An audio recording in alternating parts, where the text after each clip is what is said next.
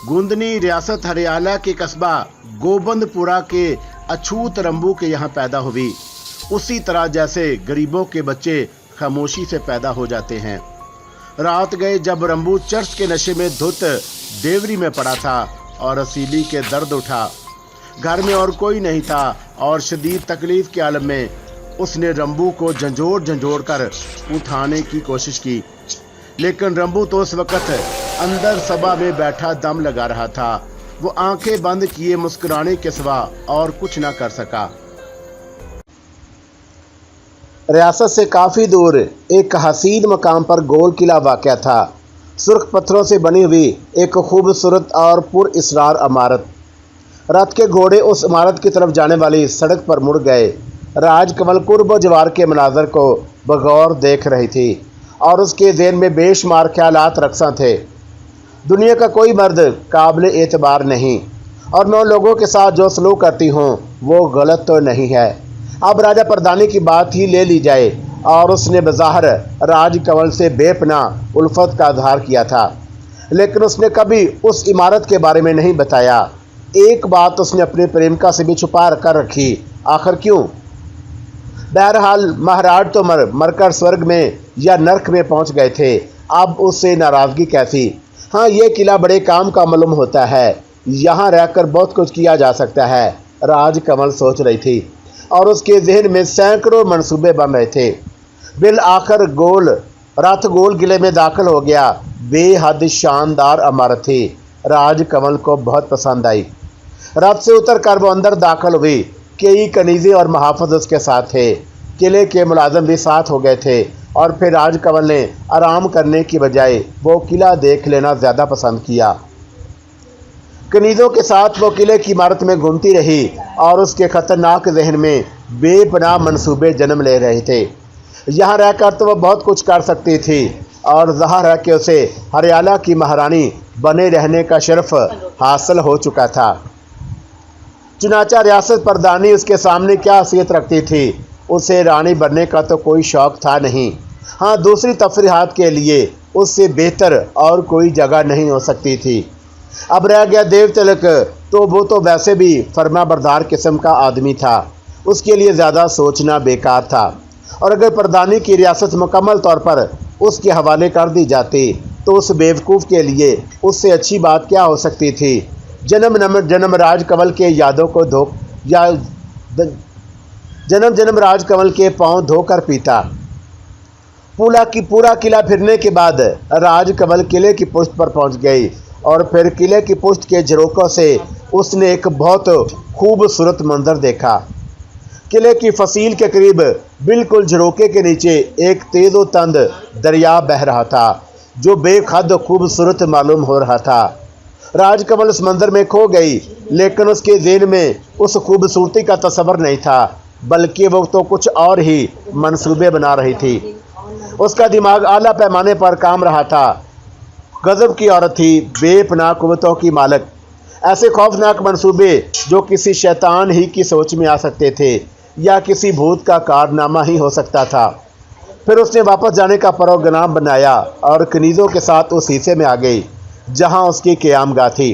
मुहाफ़िज़ भी कमरे के बाहर मौजूद थे। रजना, उसने कनीज़ को आवाज़ दी। जी महारानी। रजना हाथ जोड़कर खड़ी हो गई। सूरनदास को बुलाओ।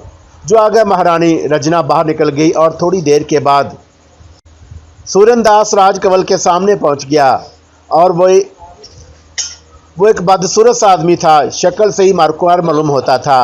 राजकमल ने रात से उसे देखा था और उसके बारे में फ़ैसला किया था कि उसको अपने काम में लाएगी और वह शक्ल से ज़ाहिर हो रहा था कि काम का आदमी साबित हो सकता है और उसको इंसान शनासी में बड़ी महारत हासिल हो चुकी थी। तुम सब लोग जाओ। राजकमल ने कमरे में मौजूद लोगों को इशारा किया और मजाल दी थी कि उसके हुक्म की तामील न होती। कमरे में मौजूद तमाम लोग बाहर निकल गए। सूरनदास किसी कदर हैरान नज़र आ रहा था। बहरहाल खड़ा रहा। राजकमल गौर से उसे देख रही थी और फिर उसने ऐसा महसूस हो रहा था जैसे किसी सांप ने उसकी आंखों में आंखें डाल दी हों। यह कैफियत तो किसी सांप ही के देखने में पैदा हो सकती थी, लेकिन ये खूबसूरत नागन सूरनदास और उससे ना वाकिफ था। बैठ जाओ सूरनदास, राजकमल ने कहा। महारानी मैं तो दास हूँ। हाँ मुझे मालूम है, बैठ जाओ, राजकमल बोली। सूरनदास ज़मीन पर बैठ गया। भाई सूरनदास, ज़मीन पर नहीं, इस सिंहासन पर बैठो। मैं कुछ नहीं समझ सका देवी। इतना तो समझते हो कि मैं राजधानी की रानी हूँ। हाँ देवी मैं जानता हूँ। और देवियाँ या दासियाँ जिन पर मेहरबान हो जाएं, उनके भाग जाग जाते हैं। हाँ देवी, सूरनदास ने गहरी सांस लेकर कहा। क्या ख्याल है, तुम अपने भाग जगाना चाहते हो? कौन नहीं चाहता देवी, लेकिन सूरनदास कुछ पाने के लिए कुछ करना पड़ता है। मैं भी जानता हूँ देवी। कर सकते हो, कर राजकमल ने तीखी अंदाज में कहा। और आप आगे तो दें देवी। सूरनदास, हम जानना चाहते हैं कि तुम सचमुच हमारे दास बन सकते हो या नहीं। और सुनो, जो कुछ देता है वो छीनना भी जानता है, और जहाँ तक छीनने की बात है तो उसके लिए हमारे ख्याल में सबसे अच्छी चीज़ जीवन है। जी महारानी, सूरनदास ने गौर से उसे देखते हुए कहा, और उसे लग रहा था कि ये औरत आम औरतों से मुख्तलिफ है, और जो कुछ सोच रही है शायद करके दिखाने की हिम्मत भी रखती है। तो फिर दो ही बातें हैं सूरनदास। अगर हमारे दास हो तो सुनो, तो मन से बनो, मन नहीं चाहता तो ना बनो। हम तुम्हें मजबूर नहीं करेंगे। वादा करते हैं, वचन देते हैं, अगर तुम हमारे काम करने पर तैयार ना हुए तो हम तुम्हें मजबूर नहीं करेंगे। ऐसी बात नहीं है देवी, ये तो मेरे भाग हैं कि आप मुझे किसी काबिल समझती हैं। हाँ सूरनदास, तुम नहीं सोच सकते तुम्हारे भाग कहाँ से कहाँ तक ले जाएंगे। राजकमल गहरी सांस लेकर बोली, और सूरनदास उसकी सूरत देखने लगा। सूरनदास, ऐसा मिनश है महारानी, आपको उसे कोई शिकायत ना होगी। सूरनदास ने कहा। तो फिर जो कुछ हम कह रहे हैं उसे गौर से सुनो। जी महारानी। बात यह है सूरनदास कि हम वापस राजधानी जाना नहीं चाहते। जी मैं नहीं समझा महारानी। हाँ सूरनदास, ये जगह हमें बहुत पसंद है। जगह तो वाकई अच्छी है महारानी, लेकिन आप यहाँ रहकर क्या करेंगी, और फिर राजधानी के काम कैसे चलेंगे? सूरनदास पुरख्याल अंदाज में बोला। राजधानी के कामों में हमें कोई दिलचस्पी नहीं है सूरनदास, और ये बात तुम गौर से सुन लो। मैं रियासत प्रधानी को कुछ नहीं समझती। मेरे मन में एक बहुत बड़ी सल्तनत है, और मैं जिस सल्तनत पर हुक्मरानी करना पसंद करती हूँ, राजकमल ने कहा। और सूरनदास सर हिलाने लगा। राजकमल के फलसफियाना बात पता नहीं उसकी समझ में आई थी या नहीं। जैसे महारानी की इच्छा, मैं क्या कह सकता हूँ। देवतिलक को राजपाट की बड़ी ख्वाहिश है, सो सूरनदास, और उसे राजपाट करने दो। हम उसे मना नहीं करेंगे। हमारा क्या जाता है, वहाँ रहेगा तो हमारा ही महकूम, और अपनी मर्जी से कोई काम ना कर सकेगा। हम उसे कहलवा देंगे कि जब भी उसे किसी बात की ज़रूरत हो हमसे यहाँ आकर पूछे। हम इसी किले में रहेंगे। ठीक है महारानी, और मैं इस किले को आपके काबिल बना दूंगा। और बस ठीक है सूरनदास, उसमें और किसी चीज़ की ज़रूरत नहीं।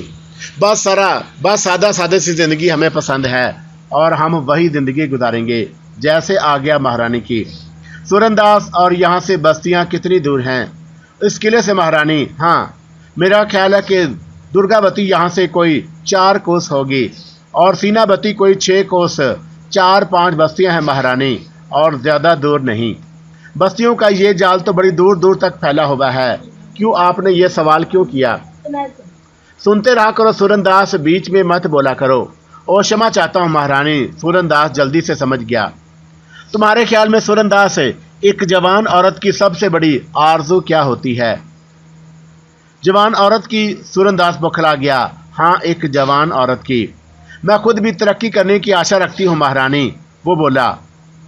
हर मनुष्य को रखनी चाहिए, और उसके लिए मेहनत भी करनी चाहिए।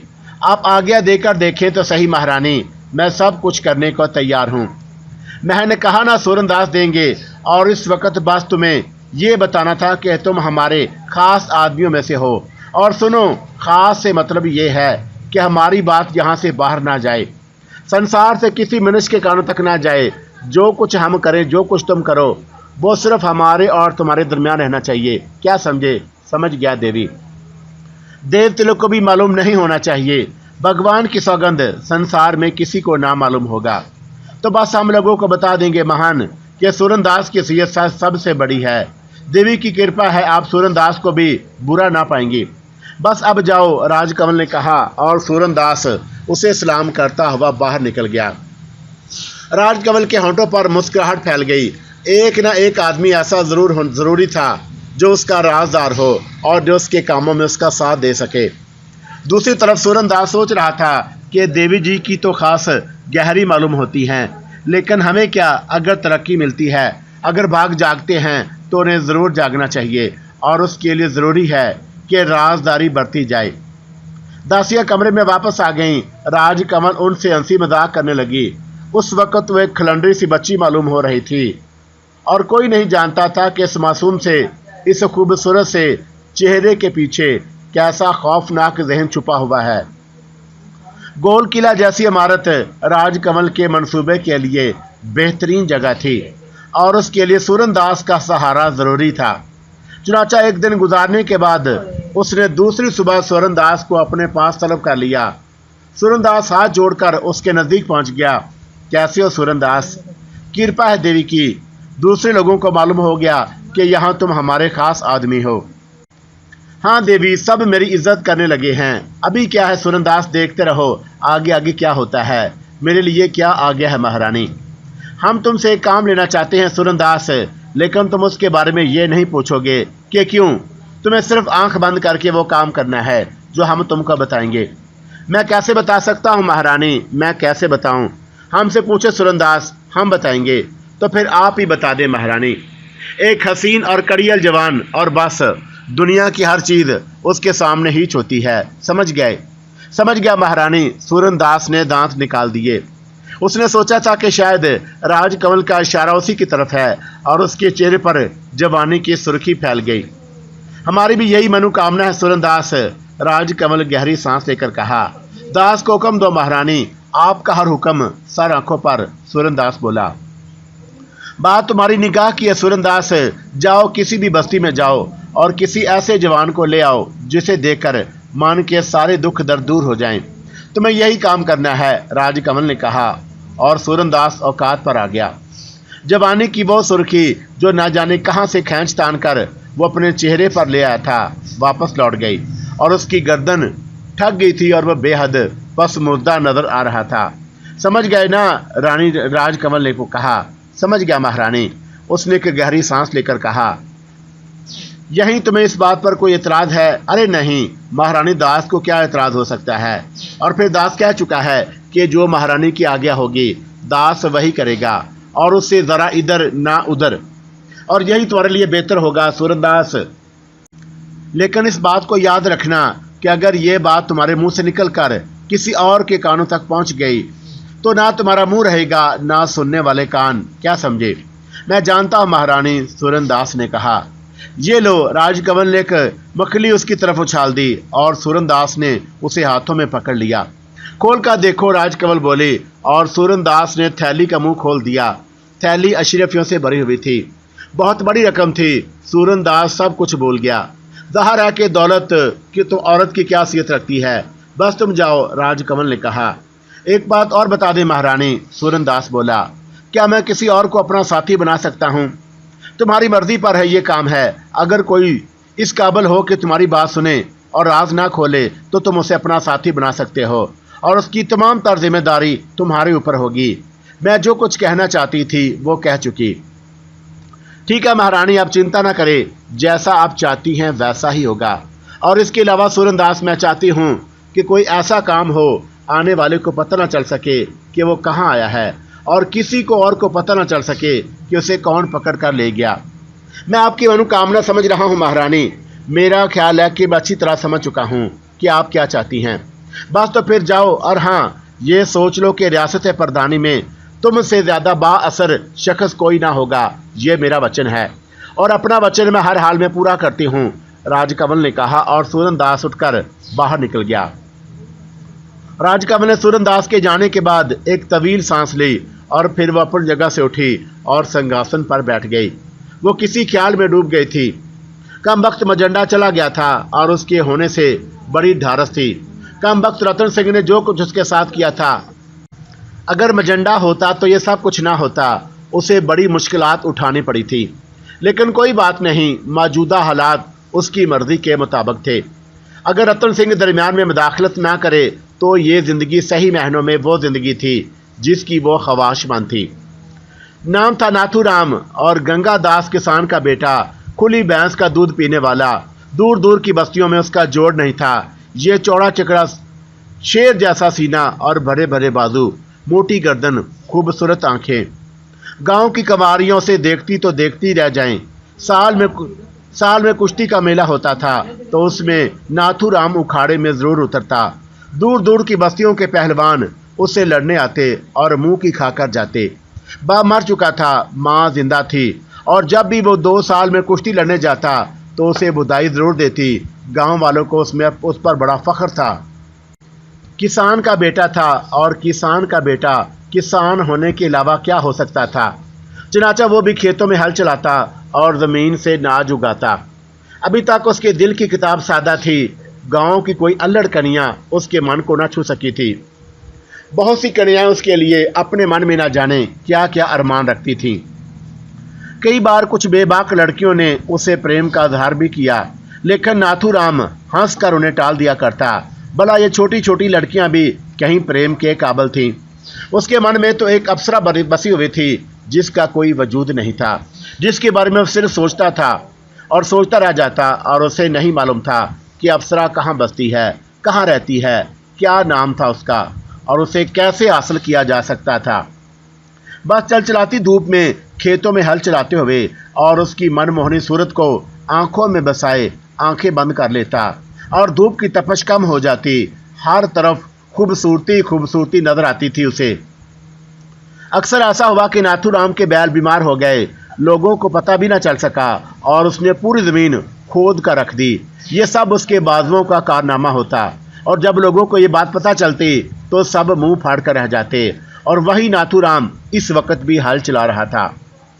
आसमान से सूरज का कहर बरस रहा था। धूप इतनी तेज थी कि चील अंडा छोड़ दे। सारे किसान अपना अपना काम छोड़कर दरख्तों की छांव में आराम करने लेट गए, लेकिन धन का पक्का नाथूराम बदस्तूर हल चला रहा था। रजू काका ने कई बार उसे मना किया कि धूप में मत हल चला, थोड़ी देर दम ले ले, लेकिन नाथूराम ने उसे मुस्कुराकर टाल दिया। ये धूप मेरा क्या बिगाड़ सकेगी चाचा, सूरज से तो अपनी पुरानी यारी है, तू चिंता ना कर, मैं हल चलाकर ही दम लूंगा। नाथूराम ने अपनी पेशानी से पसीने के कतरात साफ करते हुए कहा था। बड़ा जिद्दी है रे तू और भगवान तेरी सहायता करे, रजू चाचा ने प्यार से कहा और फिर वो अपने दरख्त के नीचे जाकर सो गए। दूर तक कोई नहीं जाग रहा था और उस तन्हाई ने नाथूराम के ज़हन में उसकी अप्सरा बेदार कर दी। छम छम करती, गुनगुनाती और वो उसके मन में चली आई। चंदा जैसा मुखड़ा, माथे पर तिलक, होंठों पर लाली, गालों में गुलाली, आंखों में मधुरा और नाथूराम ने आंखें बंद करके उसके तस्वर को करीब से करीब तर लाना चाहा कि कदमों की चाप, घुंघरों की झंकार उसी की तो थी, लेकिन दूसरे ही लम्हे उसे चौंक जाना पड़ा। ये कदमों की चाप उस अप्सरा की नहीं थी कि उनमें काफ़ी सख्ती थी। कौन है, उसने सोचा और आंखें खोल दी। सामने 3 आदमी खड़े हुए थे। तीनों के तीनों अजीब से लिबास में थे। वो देहाती नहीं मालूम होते थे। नाथूराम तअज्जुब से उन्हें देखने लगा। सबके आगे वाला आदमी उसे गहरी निगाहों से देख रहा था। क्या नाम है तुम्हारा, उसने भारी लहजे में पूछा। मेरा? क्यों? नाम बताओ अपना। और उसी शख्स ने दोबारा पूछा। नाथूराम। लेकिन क्यों? बद्री काका को जानते हो तुम? आगे वाले आदमी ने पूछा। कौन बद्री काका? मैं नहीं जानता, नाथूराम ने जवाब दिया। अरे तुम बद्री काका को नहीं जानते? वो तो बड़ी तारीफें कर रहे थे तुम्हारी कि नाथूराम ऐसा है, नाथूराम वैसा है। बद्री काका और नाथूराम पुरख्याल अंदाज में बोला। कहाँ रहते हैं वो? बराबर वाली बस्ती में। मेरे मन में नहीं आता, ना जाने वो कौन है, पर बात क्या है? नाथूराम ने सवाल किया। बद्री काका ने तुम्हें बुलाया है। मुझे? क्यों भाई? नाथूराम ने पूछा। अब ये तो तुम्हें वही बता सकेंगे, हमें नहीं मालूम। मगर वो है कहाँ? नाथूराम ने तज्जुब से पूछा। सीधा साधा आदमी था, जहन में छल फरेब की बातें नहीं आती थी। चुनाचा वो हैरान हो गया था।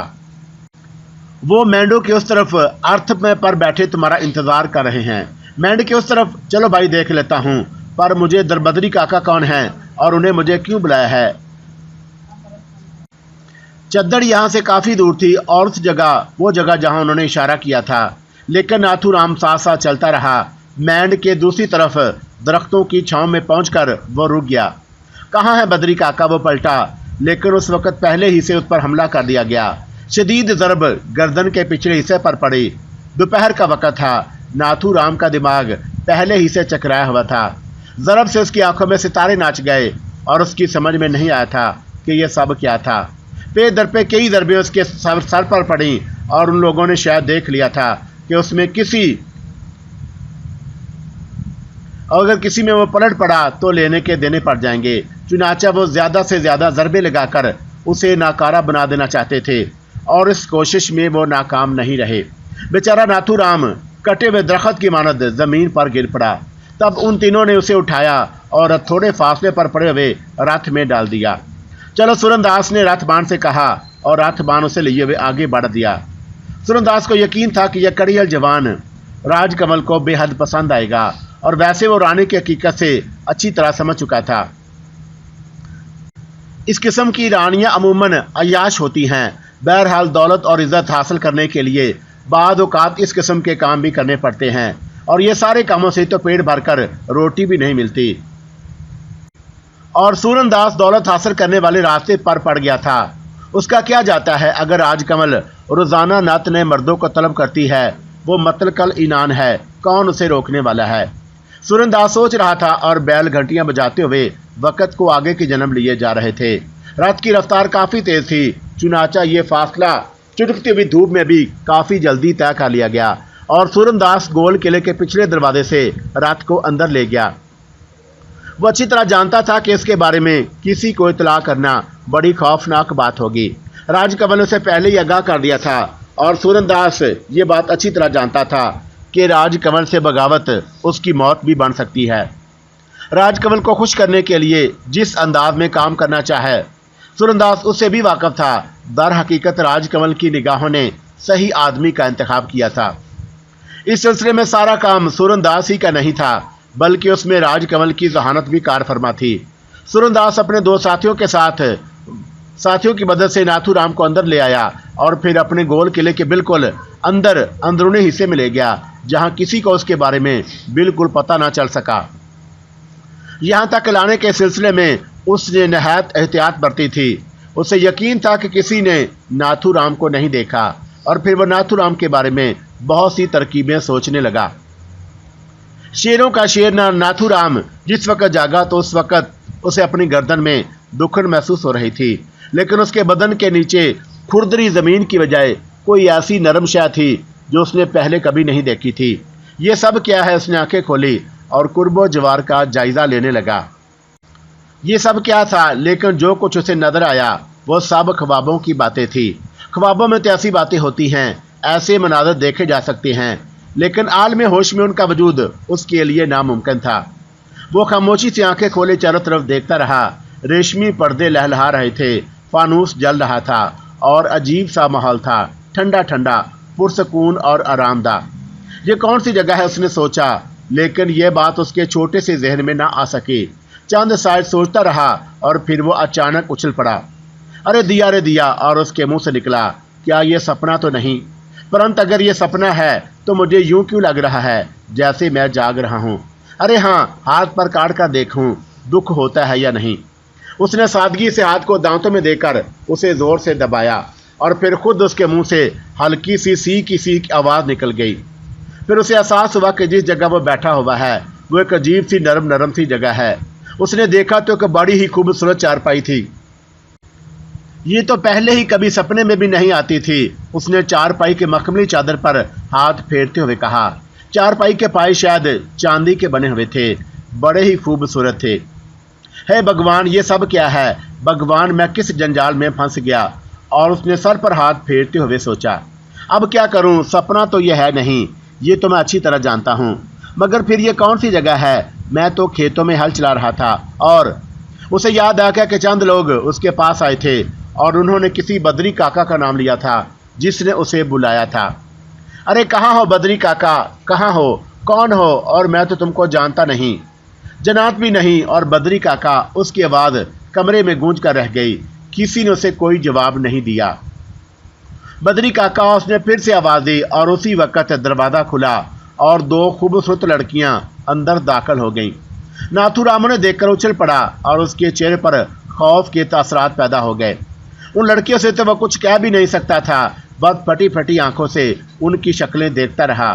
दोनों लड़कियां मुस्कुराती हुई उसके नजदीक पहुंच गईं। किसी आवाजें दे रहे थे नाथूराम और उन्होंने बड़े प्यार से पूछा, अरे अरे, तुम मेरा नाम कैसे जानती हो? नाथूराम होंठ से कोड़कर बोला। क्यों, तुम हमें नहीं जानते? एक लड़की ने हैरत से पूछा। अरे मैं क्या जानूं, किस जंजाल में ला फंसाया है मुझे, बताओ तो तुम कौन हो? और नाथूराम ने पूछा। अरे ये तो वाकई हमें भूल गए, नाथूराम महान हैं, हम आपकी दासियां हैं। आप राजकुमार नाथूराम नहीं हैं क्या? और उसी लड़की ने कहा, राजकुमार नाथूराम। और नाथूराम हैरत से बोला, बेसाख्ता हंस पड़ा। गंगाराम के बेटे हैं हम, और गंगाराम किसान था। किसान क्या समझी बेवकूफ़ो, नाथूराम के बाप ने भी कभी महल नहीं देखा, हम राजकुमार कैसे हो सकते हैं? अरे क्या हो गया है महाराज को? लड़की तज्जब से बोली। ए लड़की, दिमाग ठीक कर लो ज़रा, क्या ये सब फनफनाहट जगह है? अगर हम सपना नहीं देख रहे तो हमें जल्दी से हमारे गांव पहुंचा दो। अगर हमारे बैल या हल चोरी हो गया तो टांगे काट दूंगा तुम्हारी। महाराज भगवान के लिए होश पकड़ें, कैसी बैकी बैकी बातें कर रहे हैं, आपको क्या हो गया है? दासी परलेट से बोली। तो बाज नहीं आओगी तुम? वो आंखें निकाल कर बोला।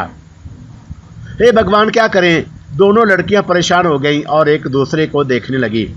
राजकुमारी रूपमती को इतला दें। अरे नहीं, राजकुमारी जी भी परेशान हो जाएंगी।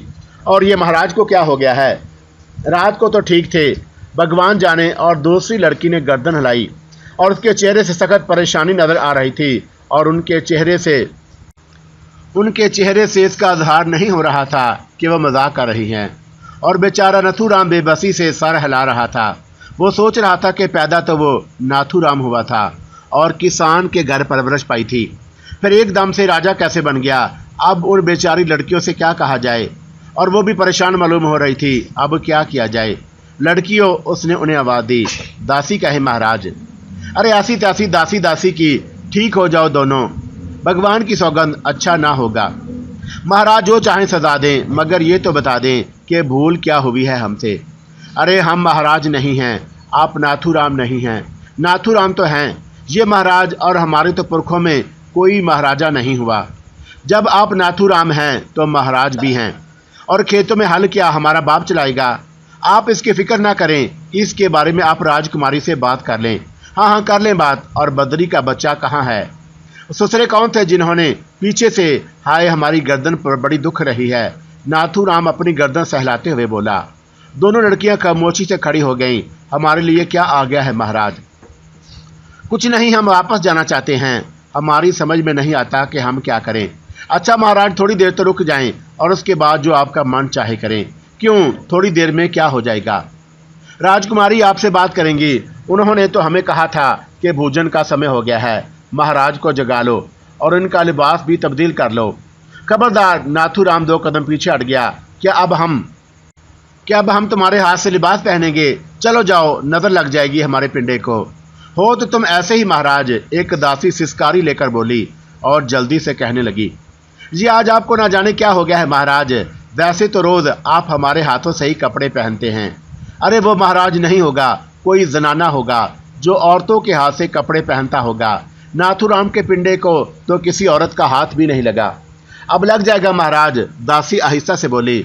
लेकिन नाथूराम ने सुन लिया और वह भड़क उठा। अरे लगा कर तो देखे, हाथ तोड़ देंगे सुसरी का। चलो भाग जाओ तुम दोनों, चलो। और दोनों दासियां सर पर पांव रखकर भागी। नाथूराम उन्हें जाते देखता रहा और फिर जब वो दोनों निगाहों से उजल हो गईं तो उसके चेहरे पर बौखलाहट तारी हो गई। हे भगवान, किस जंजाल में आप फंसे हम, तू हमको बता कि हम कौन हैं। लेकिन भगवान ने उसका सवाल का जवाब नहीं दिया और नाथूराम परेशान बैठा रहा। फिर एकदम बोल उठा, और अगर हम राजकुमार बन ही गए हैं तो फिर क्या होगा? वो सोचता रहा और उसके सादा जहन में किसी तरह ये बात नहीं आ रही थी कि एक किसान का बेटा राजकुमार कैसे बन गया। वो तो हल चला रहा था। बाहर निकल कर तो देखो बेटा नाथूराम, ये सब क्या है? वो बाहर की तरफ चल दिया और दूध से बाहर कदम ही रखा था कि 2 संतरी उसकी तरफ दौड़ पड़े। ना जाने क्यों मुनकदियों ने नाथूराम बचपन से ही डरता था और वो बौखलाए हुए अंदाज में वापस कमरे में आ घुसा। लेकिन अब उसकी परेशानी अरूज को पहुंच गई। संतरी अंदर घुस आए। हमारी जरूरत है महाराज। तुम भी महाराज कहोगे? नाथूराम कराह कर बोला। तो फिर क्या कहें राजकुमार, आप राजकुमार हैं। अच्छा तो फिर हमारा नाम बताओ। नाथूराम। मर गए बेटा नाथूराम, ये सब के सब तुम्हें राजकुमार ही बनाकर ही दम लेंगे। मगर बेटा तुम किसान थे, हल चलाते थे, अब तुम राजकुमार कैसे बन गए। तो फिर उसने सोचा ना जाने क्या गलतफहमी हुई है ससुरों को। आप ही ठीक हो जाएंगे जब पता चलेगा। अब ये राजकुमार बनाने पर तुल ही गए हैं तो ठीक है, राजकुमार बन जाओ, देखो तो सही कि राजकुमार बनकर क्या करना पड़ता है। और उसने एक गहरी सांस ली। ठीक है भाई, हम राजकुमार ही होंगे, भेज दो उन सुसरियों को, और हम उनके हाथों से कपड़े तो नहीं पहनेंगे। नाथूराम ने कहा। दासियों को भेज दे महाराज। अरे हाँ, अब तो जिसे मन चाहे भेज दो, वो सब नष्ट लेंगे, हमारा क्या जाता है। बना दो महाराज, जो मन चाहे बना दो। नाथूराम ने कहा और दोनों संतरी बाहर चले गए और उनके होंठों पर मुस्कुराहट थी।